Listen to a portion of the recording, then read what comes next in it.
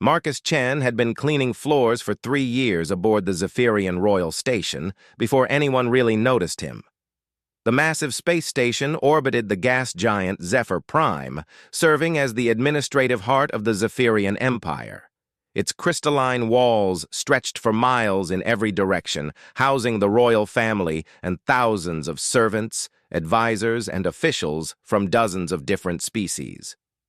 Marcus was one of only 12 humans working on the station. Most aliens found humans unremarkable, not particularly strong like the Kronak, not especially intelligent like the Mentari, and certainly not as graceful as the Zephyrians themselves. Humans were just adequate, good enough for basic maintenance work, but nothing special. The Zephyrians were magnificent beings. They stood 8 feet tall, with smooth blue-gray skin that shimmered like starlight. Their long, elegant limbs moved with fluid grace, and their large, silver eyes could see across multiple light spectrums. They had ruled the galaxy for over 2,000 years through a combination of advanced technology and natural superiority. Their children, the royal offspring, were considered the most precious beings in known space. Marcus didn't mind being overlooked. He preferred the quiet solitude of his work. Every morning, he would arrive at Section 7 Alpha, the Royal Children's Wing, and methodically clean each room. The wing housed 12 young Zephyrian princes and princesses, aged between what humans would consider 5 and 15 years old. They rarely paid attention to him as he worked. He was just part of the background like the walls or the air recyclers. The children spent their days in structured learning sessions, physical conditioning, and cultural refinement. Everything in their lives was planned, monitored, and perfected. Their toys were educational tools, their games were skill-building exercises, and their free time was carefully scheduled for optimal development. On a Tuesday morning that would change everything, Marcus entered the main playroom of Princess Lyra, the youngest of the royal children. At 6 years old by Zephyrian standards, she was considered the brightest and most promising of her generation. The room was pristine as always, filled with geometric learning shapes, holographic puzzle matrices, and other advanced educational devices. But something was wrong. In the center of the room, Princess Lyra sat on the floor, her silver eyes filled with tears. Her usually perfect posture was slumped, and she was staring at something in her hands. As Marcus approached with his cleaning cart, he could see what had captured her attention. It was broken. The object in her small hands was unlike anything Marcus had seen in the royal quarters. Instead of the usual sleek technological devices, this was clearly handmade. It appeared to be some kind of stuffed animal, a small, round creature with floppy ears and button eyes. One of the ears was nearly torn off, hanging by a few threads. The stuffing was coming out from several holes, and one of the button eyes was missing entirely. Marcus paused in his cleaning. He had never seen any of the royal children cry before. They were trained from birth to maintain composure, to be perfect examples of Zephyrian superiority. Yet here was the youngest princess, tears streaming down her face, clutching this damaged toy. "Your Highness," Marcus said quietly, "is everything all right?" Princess Lyra looked up, surprised. The servants rarely spoke to the royal children unless directly addressed first. Her tears made her large eyes seem even more luminous. "It's broken," she whispered, holding up the toy. "Grandmother made it for me before she went to the star beyond. It's the only thing I have that's just mine, not for learning or getting better. And now it's broken." Marcus felt something twist in his chest. The star beyond was the Zephyrian term for death. This little creature, this princess who had everything in the galaxy, was crying over a simple handmade toy because it connected her to someone she had lost. He knelt down beside her, setting his cleaning supplies aside. "May I look at it?" Princess Lyra hesitated, then carefully placed the toy in his hands. Marcus examined it closely. The materials were simple but well made. The fabric was a soft, durable weave, and the stuffing appeared to be a natural fiber. The construction was basic but effective, or had been before whatever accident had damaged it. "What happened to it?" he asked gently. "Prince Kale said it was stupid," she replied, fresh tears starting. "He said royal children don't play with primitive fabric toys. He threw it against the wall and it broke." Her voice became very small. "I tried to fix it myself, but I don't know how. The repair drones can't help because it's not technological. They don't understand it." Marcus nodded slowly. The advanced automated systems that maintained the station were designed for sophisticated equipment and materials. A simple cloth toy wouldn't register as something worth repairing in their databases. "Would you like me to try to fix it for you?" he asked. Princess Lyra's eyes widened. "You know how?" Marcus smiled. "I might. I have a little sister back on Earth. When I was young, I had to fix her toys all the time after my older brother broke them. It was always my job to make things right again." The princess watched with fascination as Marcus carefully examined each part of the damaged toy. He had no proper tools with him, just his cleaning supplies and the basic toolkit every maintenance worker carried. But he had something more valuable: experience with love-worn objects that mattered more for their emotional significance than their material value. First, Marcus used a small pair of scissors from his toolkit to carefully trim away the loose threads around the torn ear. Then he threaded a needle. He always carried a few in his toolkit for emergency repairs to his uniform, with thread carefully pulled from the inside seam of his work shirt.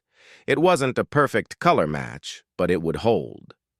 Princess Lyra sat completely still, watching every movement as Marcus worked. She had never seen an adult focus so completely on something that didn't involve technology or official duties. His hands moved with careful precision, but there was something different about his concentration. It seemed caring. "The secret," Marcus explained as he worked, "is not to make it look new.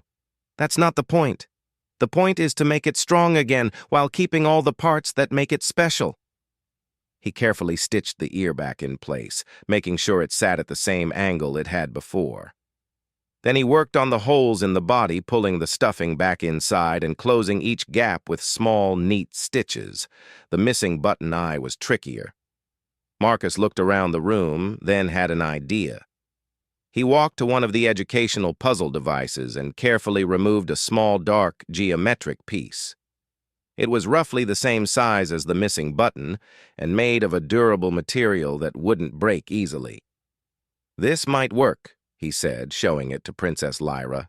"It's not exactly the same, but sometimes when we fix something, we have to use what we have available. That doesn't make it wrong. It just makes it unique." As he carefully attached the new eye, Marcus continued talking. "My sister had a bear that she loved so much. She wore out the fur on one side from hugging it every night. When the stuffing started coming out, she was heartbroken. I fixed it with fabric from an old shirt and stuffing from a pillow that was being thrown away. It looked different afterward, but she said it was better because now it had parts of our family in it." Princess Lyra listened intently to every word. No adult had ever told her stories about their life before the royal station. Most of the servants were from species that didn't form family bonds the way humans did. They fulfilled their duties professionally but without personal attachment. When Marcus finished, he held up the repaired toy. It wasn't perfect. The new eye was a different shape and color, the stitching was visible, and there were small patches where he had reinforced weak spots. But it was whole again, sturdy, and ready to be loved. "What do you think?" he asked. Princess Lyra took the toy with both hands, her face transforming with joy. She hugged it tightly, then looked up at Marcus with an expression of pure gratitude. "It's perfect," she said. "It's better than before because now it's stronger. And..." She paused, thinking carefully about her words. And now it has a piece of kindness in it, too. Marcus felt warmth spread through his chest. "What's your friend's name?" he asked, nodding toward the toy. "Grandmother called him Snuffle," Princess Lyra replied, "because he has a soft nose, perfect for snuffling." She demonstrated by gently rubbing the toy's small fabric nose against her cheek. "That's a good name," Marcus said, standing up and returning to his cleaning cart. "Snuffle looks like he's ready for many more adventures now." As he resumed his work, Marcus noticed that Princess Lyra didn't return to her scheduled activities. Instead, she sat in the corner of the room, playing quietly with Snuffle, and occasionally watching Marcus as he cleaned. She seemed more relaxed than he had ever seen any of the royal children. When he finished the room and moved to leave, Princess Lyra spoke up. "Marcus?" she said, using his name for the first time. He turned back. "Yes, Your Highness?" "Thank you for fixing Snuffle, and for telling me about your sister and her bear. I liked hearing about that." Marcus nodded. "You're welcome. Take good care of Snuffle." As he left the room, Marcus didn't realize that everything had just changed. He had done what he thought was a simple act of kindness, repairing a broken toy for a sad child. He had no way of knowing that Princess Lyra had never experienced anything like the gentle attention he had shown her. In Zephyrian culture, children were raised for excellence and achievement.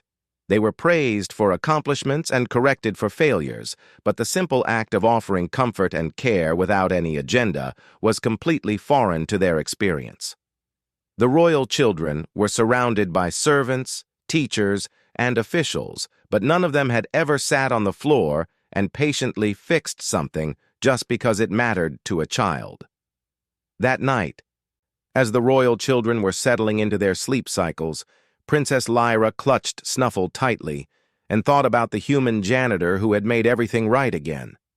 For the first time in her young life, she had experienced what humans called tenderness. She had no word for it in her language, but she knew she wanted more of it. In the maintenance worker quarters, Marcus completed his daily reports and prepared for sleep. He felt good about helping the young princess, but he assumed it was a one-time interaction. Tomorrow, he would return to his regular routine of quiet, invisible service. He had no idea that word of his kindness was already spreading through the royal children's wing in whispered conversations after lights out. Princess Lyra had told her older brother Prince Zane about the human who fixed Snuffle. And Prince Zane had mentioned it to Princess Kira, who shared it with Prince Jarek. By morning, every royal child on the station knew about Marcus Chen, the human janitor who could fix things with his hands and told stories about his sister while he worked. And they were all curious about what that might feel like. The next morning, Marcus arrived at Section 7 Alpha to find something unusual waiting for him. Prince Zane, Princess Lyra's older brother, was standing in the main corridor holding what appeared to be a broken holographic projector. "Human Marcus," the 10-year-old prince said formally, "I require your assistance." Marcus paused with his cleaning cart. In 3 years, none of the royal children had ever directly requested anything from him. They had been taught that servants performed their duties without being asked, and that royal children should not lower themselves to make requests of the staff. "Of course, Your Highness. What can I do for you?" Prince Zayn held up the device. It was clearly a sophisticated piece of technology, far beyond anything Marcus should theoretically be able to repair. It no longer functions correctly. The images appear distorted and the sound is inconsistent. Marcus took the device carefully. It was warm to the touch and humming with residual energy. He had no training in Zephyrian holotechnology, but he understood basic principles of electronics from his maintenance work. "May I ask what happened to it?" Prince Zane hesitated. "I was practicing combat simulations. I may have been more aggressive than the device was designed to handle." Marcus examined the projector more closely. The casing was cracked in several places, and when he held it up to his ear, he could hear something rattling inside. It sounded like a loose component rather than fundamental damage. "I think I can take a look at it," Marcus said. "But I should warn you that I'm not trained in advanced holotechnology. I might not be able to fix it completely." "Princess Lyra said you fixed Snuffle," Prince Zane replied. "She said you were very careful and explained what you were doing. She said—" He paused, searching for words. "She said you made it better than before because you cared about making it right." Marcus felt that same warmth in his chest again. "Let me see what I can do." He led Prince Zane to a nearby maintenance alcove where he had better tools and lighting. As he worked on opening the device casing, Marcus noticed that the prince was watching his every movement with intense concentration. "How did you learn to repair things?" Prince Zane asked. "Trial and error mostly," Marcus replied, carefully removing the damaged casing. "When I was growing up, my family couldn't afford to replace things when they broke. My father taught me that most problems have solutions if you're patient enough to understand what went wrong." Inside the projector, Marcus found the problem. A small stabilizing component had come loose and was bouncing around, causing the distortions. The part itself was undamaged. It just needed to be properly reseated and secured. "The good news," Marcus said, "is that nothing is actually broken. This little piece just got shaken loose. Watch. I'll show you how it's supposed to fit." For the next 20 minutes, Marcus walked Prince Zane through the repair process, explaining each step and why it mattered. The prince asked intelligent questions and seemed genuinely interested in understanding the mechanics rather than just getting his toy fixed. When they tested the repaired projector, it worked perfectly. Prince Zane activated a training simulation, and crisp holographic opponents appeared, moving smoothly through their programmed routines. "It works better than before," Prince Zane said with wonder. "How is that possible?" Marcus smiled. "Sometimes when something gets shaken up, it forces you to look more carefully at how it's put together. When I reseated that component, I made sure it was positioned optimally, not just adequately." Prince Zane deactivated the simulation and looked directly at Marcus. "Thank you, human Marcus. This device is important to my training. I appreciate your help." The formal words felt awkward in the young prince's mouth, as if he was trying to express something for which he had no proper vocabulary. As Marcus returned to his cleaning duties, he noticed Princess Lyra watching from her doorway, Snuffle tucked securely under one arm. She smiled at him, a bright, genuine expression that seemed to light up the corridor. By the end of that week, Marcus had been approached by 5 more royal children. Princess Kira needed help with a malfunctioning music synthesizer. Prince Jarek had broken the antenna on his communication device. Princess Naya had somehow tangled the optical fibers in her learning tablet. Each time, Marcus patiently worked through the problem while explaining what he was doing and why. More importantly, the children had started talking to him. They asked questions about Earth, about his family, about what it was like to live on a planet instead of a space station. Marcus found himself sharing stories from his childhood, helping his father fix their hover car, teaching his sister to ride a bicycle, the time he and his brother built a treehouse that immediately collapsed. The royal children listened to these stories with fascination. None of them had siblings in the traditional human sense. Zephyrian royal children were raised as a cohort, all potential heirs to the throne, but they competed rather than cooperated. The idea of brothers and sisters who helped each other, who played together without keeping score, was completely foreign to them. Princess Lyra had started following Marcus around during his cleaning rounds, chattering about her day while he worked. She told him about her lessons in galactic history, her struggles with advanced mathematics, and her secret fear that she would never be as elegant as her older cousins. "Do you miss your family?" she asked one afternoon as Marcus cleaned the windows in her room. "Every day," Marcus replied honestly. "But I send them messages when I can, and I know they're proud of me for working here. My sister always says she's impressed that I get to see the galaxy. What's she like? Your sister?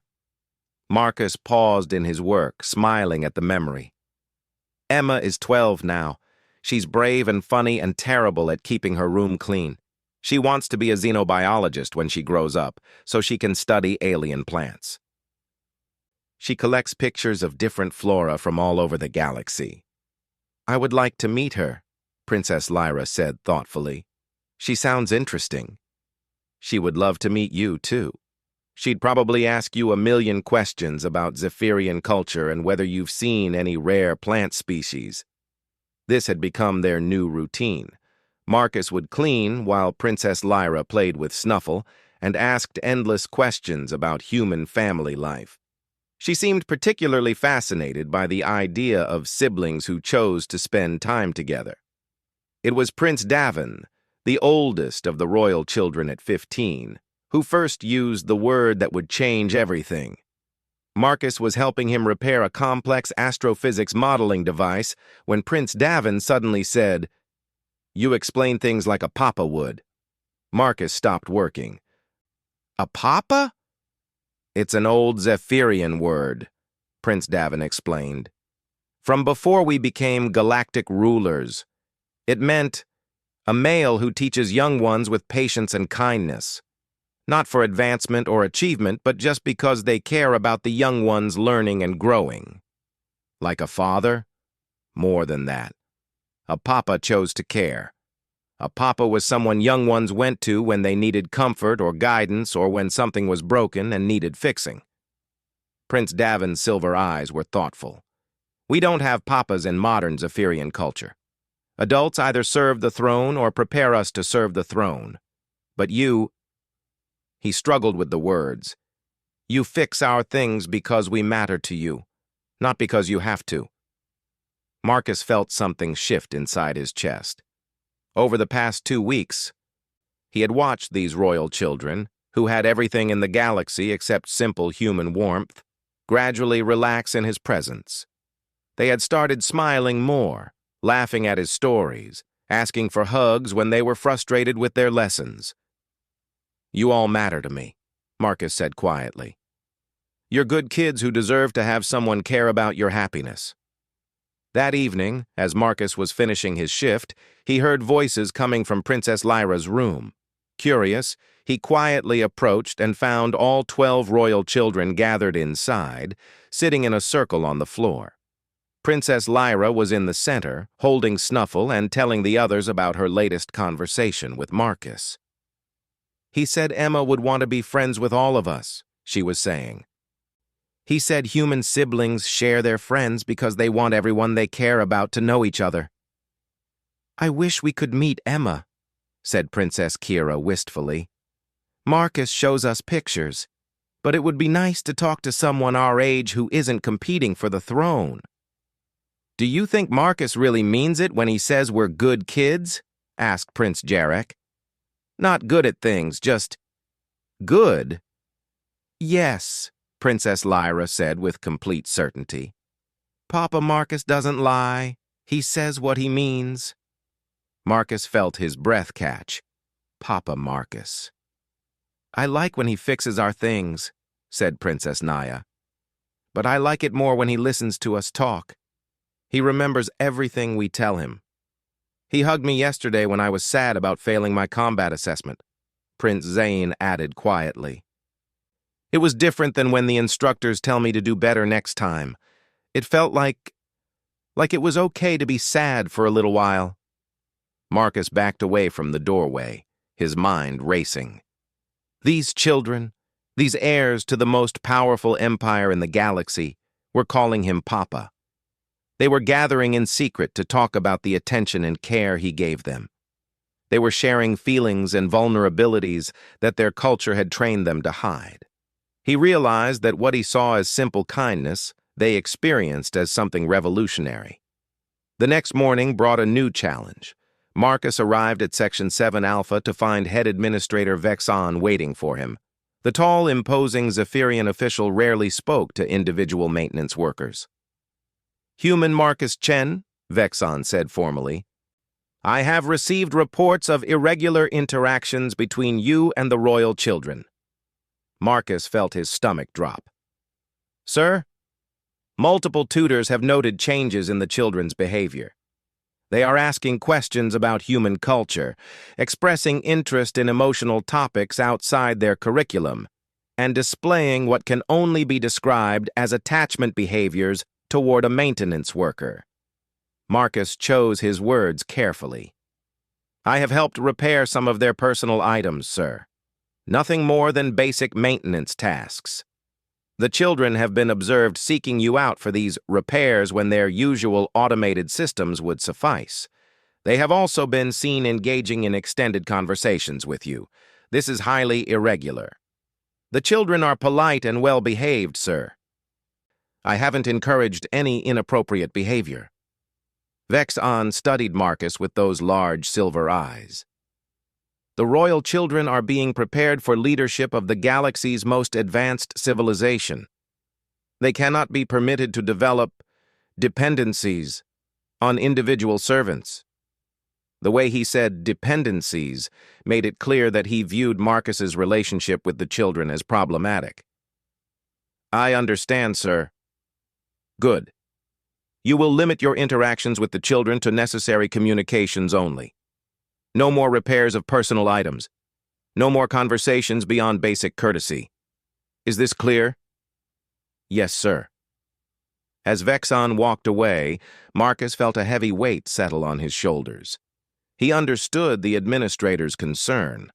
The royal children were supposed to be above such things as personal attachments to staff. But he also understood that these children were starving for the simple human connection he had been providing. When Princess Lyra approached him later that morning with a damaged art stylus, asking if Papa Marcus could fix it, he had to look into those bright silver eyes and say, I'm sorry, Your Highness, but I'm not allowed to help with personal items anymore. The confusion and hurt on her face nearly broke his heart. But Papa, she said, it's just a little break. You can fix anything. I know, sweetheart, Marcus said softly, but the rules have changed. Princess Lyra's face crumpled, and she ran back to her room, clutching her broken stylus and snuffle. By the end of the day, all 12 children had heard about the new restrictions. Marcus could see them watching him as he worked, their faces filled with the same confusion and hurt he had seen in Princess Lyra's eyes. That night, as Marcus lay in his quarters trying to sleep, he could hear voices in the corridors, the soft, urgent whispers of children who didn't understand why their papa had suddenly become distant. He had never felt more conflicted in his life. For 3 weeks, Marcus followed the new rules exactly. He cleaned the royal children's quarters with professional efficiency, spoke only when spoken to, and politely declined any requests for help with personal items. He watched as the bright curiosity faded from their eyes, replaced by the same polite distance they showed all the other servants. But something unexpected was happening. The children had started helping each other. Marcus first noticed it when he saw Princess Kira carefully repairing Prince Jarek's communication device, using techniques Marcus had taught her weeks earlier. She was explaining each step to her younger brother, using the same patient tone Marcus had used with her. See? You have to be gentle with the optical threads, she was saying. Papa Marcus taught me that rushing makes things worse. You have to understand what went wrong before you can make it right. Prince Zayn was teaching Princess Naya how to fix her learning tablet, walking her through the process while she took notes. Remember what Papa Marcus said about most problems having solutions? We just have to be patient enough to find them. The children had started gathering in Princess Lyra's room every evening after their lessons, sitting in the same circle where Marcus had first overheard them talking about him. But now, instead of just sharing stories about their interactions with Marcus, they were sharing the lessons he had taught them. Papa Marcus told me that my sister Emma learned to ride a bicycle by falling down lots of times first, Princess Lyra said one evening as Marcus quietly cleaned the corridor outside her room. He said humans believe making mistakes is part of learning, not something to be ashamed of. That's different from what our tutors teach us, Prince Davin observed. They say mistakes are inefficiencies to be eliminated.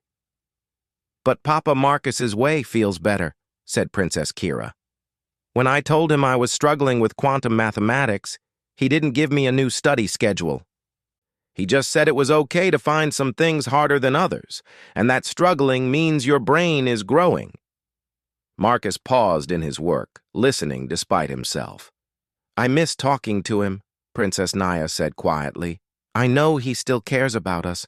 I can see it in his eyes when he cleans our rooms. But the administrator said we can't be attached to servants. Papa Marcus isn't just a servant, Prince Zane said firmly. He's different. He teaches us things that matter. What kinds of things? Asked Princess Lyra, even though she had been the first to experience Marcus's caring attention. Prince Zane thought for a moment. He teaches us that it's okay to need help, that fixing something broken doesn't make it less valuable, it makes it stronger, that caring about someone isn't weakness. The tutors say emotional attachments make us vulnerable, Princess Kira added. But Papa Marcus says emotions give us strength to care about things that matter. Marcus felt his chest tighten. These children were trying to hold on to the lessons he had taught them, even without his continued presence.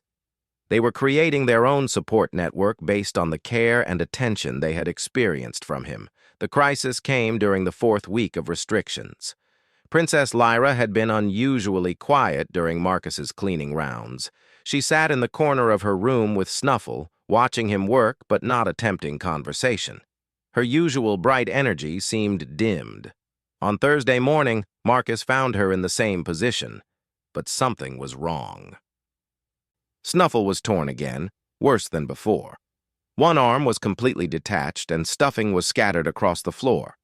Princess Lyra was crying silently, trying unsuccessfully to push the stuffing back into the damaged toy. Your Highness, Marcus said carefully. What happened? Prince Kale came back, she whispered. He said I was too old to play with stupid toys. He said royal children who act like babies don't deserve to rule the galaxy. Fresh tears started flowing. He grabbed Snuffle and threw him against the wall again. Harder this time. Marcus felt anger surge through him. Prince Kale was Princess Lyra's older cousin, visiting from another station.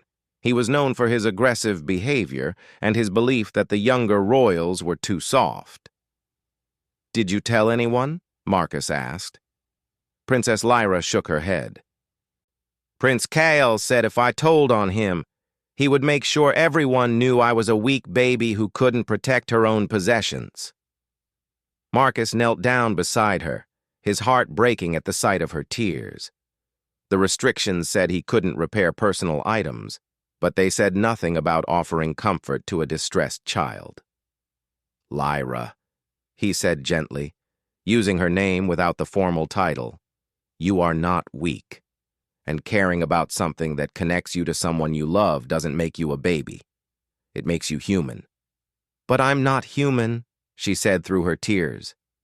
No, Marcus agreed, but you have something humans call a heart. And having a heart means some things matter more than rules or what other people think.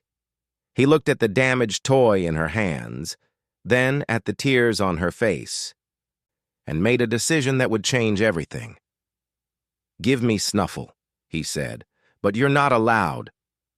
I'm not allowed to fix things because someone doesn't think you should be attached to your papa. But I think some rules are worth breaking when someone you care about is hurting. Marcus took the damaged toy and began working on it right there on the floor of Princess Lyra's room, using supplies from his maintenance kit. As he worked, other children began appearing in the doorway. Word spread quickly through the royal wing when Marcus was breaking the rules. Papa Marcus, Princess Kira whispered, you could get in trouble. I know, Marcus replied, carefully reattaching Snuffle's arm.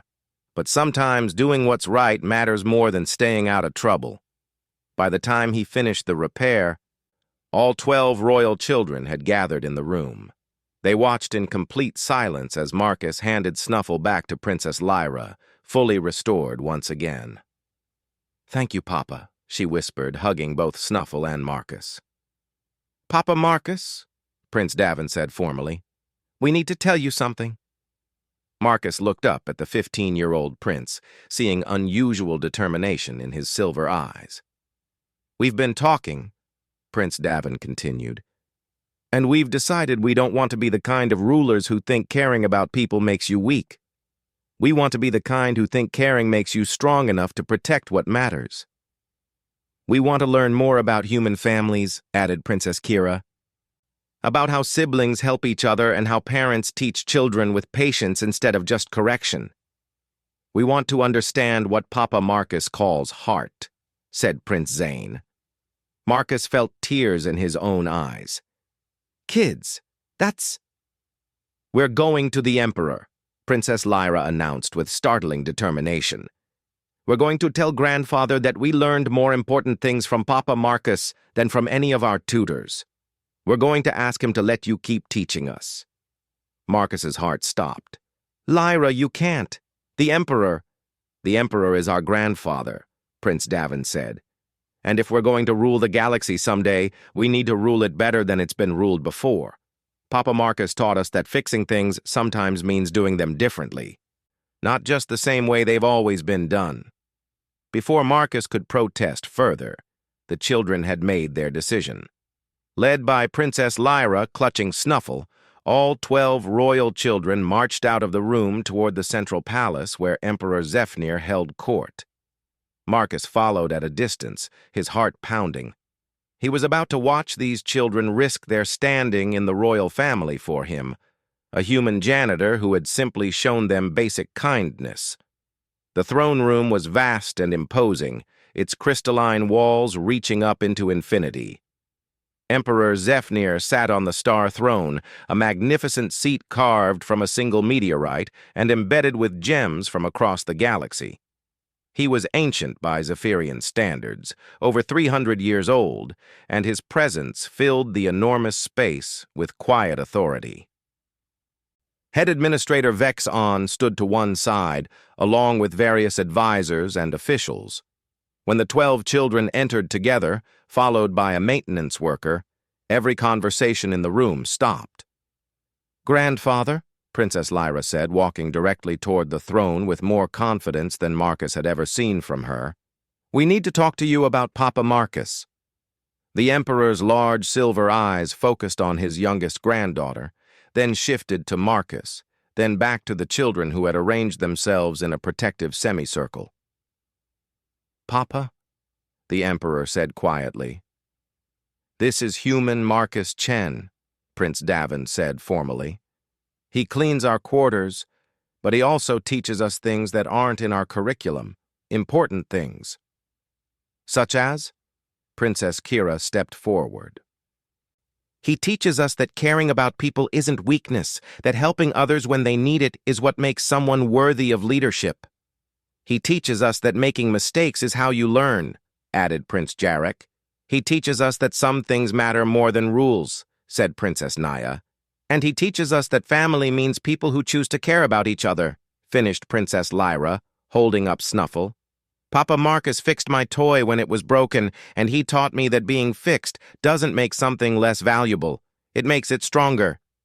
The Emperor was quiet for a long moment, his ancient gaze moving between his grandchildren and the human who stood behind them. "Administrator Vexon," he said finally, "you told me these children had developed inappropriate attachments to a servant." "Yes, Your Imperial Majesty. The human has been encouraging emotional dependencies that could interfere with their royal development." "I see." The Emperor stood up from his throne, his towering form commanding even more presence. "Human Marcus Chen, step forward." Marcus approached the throne, every instinct telling him to run. This was the most powerful being in the known galaxy, and Marcus had just been caught directly disobeying official orders. "These children call you Papa," the Emperor said. It wasn't a question. "Yes, Your Imperial Majesty." Do you know what that word means in ancient Zephyrian? Marcus remembered Prince Davon's explanation. A male who teaches young ones with patience and kindness. Someone who chooses to care. That is correct. Do you know why we stopped using that word? No, sir. The Emperor looked at his grandchildren, then back at Marcus. Because we decided that caring was inefficient, that emotional attachments made our leaders vulnerable, that ruling the galaxy required perfect objectivity. He paused. We have been the galaxy's most successful empire for 2,000 years using this philosophy. Marcus felt his heart sinking. However, the Emperor continued, I have just watched 12 potential heirs to my throne risk their own standing to protect someone they care about. I have seen them speak with more passion and conviction about moral principles than they have ever shown in their formal lessons, and I have witnessed them demonstrate loyalty, courage, and collaborative unity. The Emperor walked down from his throne to stand directly in front of Marcus. Human Marcus Chen, in 3 months, you have accomplished something our finest tutors and advisors have not managed in years of instruction. You have taught these children to lead with their hearts as well as their minds. Marcus stared at the Emperor in shock. Furthermore, the Emperor said, turning to address his grandchildren, you have all demonstrated that you understand the most important lesson of leadership, that true strength comes from protecting those you care about, not from avoiding caring altogether. Princess Lyra stepped forward boldly. Does that mean Papa Marcus can stay? The Emperor smiled, the first time Marcus had seen any Zephyrian royal display such an expression. Papa Marcus will not only stay, he said, he will be promoted.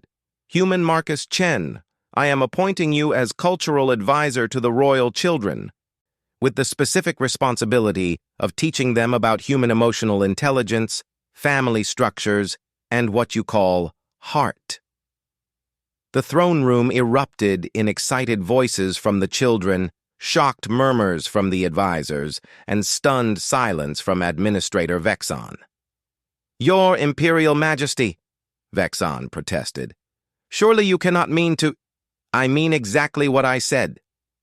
The Emperor's voice carried absolute authority. For 2,000 years, we have ruled through strength and intelligence alone.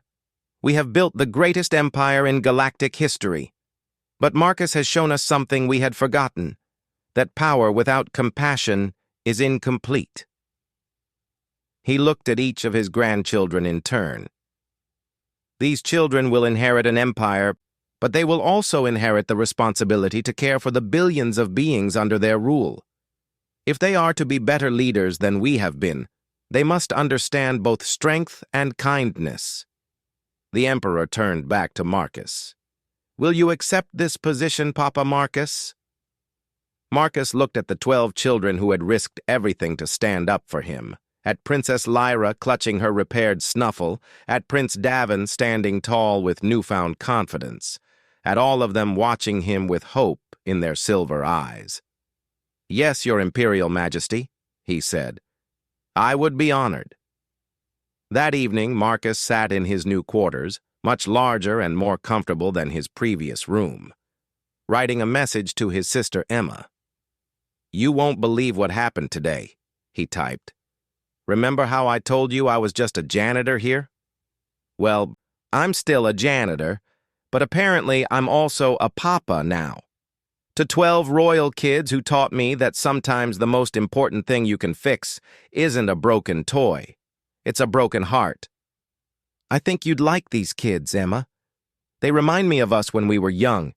They care about each other the way families should. And tomorrow, I get to start officially teaching them about all the things that make humans special. I finally understand why you wanted to study alien cultures. It's not just about learning how different we all are. It's about learning how much we all need the same basic things. Someone to care about us, someone to believe in us, and someone to fix our broken things with patience and love. Give Mom and Dad my love. Tell them their son isn't just cleaning floors anymore. He's helping to raise the future rulers of the galaxy. And he's doing it one repaired toy at a time. As he sent the message, Marcus could hear laughter from down the corridor, the sound of 12 royal children who had learned that caring about others wasn't weakness, but the greatest strength of all. In the morning, he would start his new job. He would teach them about human family bonds, about emotional intelligence, about the strength that comes from vulnerability and the power that comes from love. But tonight, he was simply Papa Marcus, the human who had shown alien royalty that sometimes the most important thing in the galaxy is someone who chooses to care.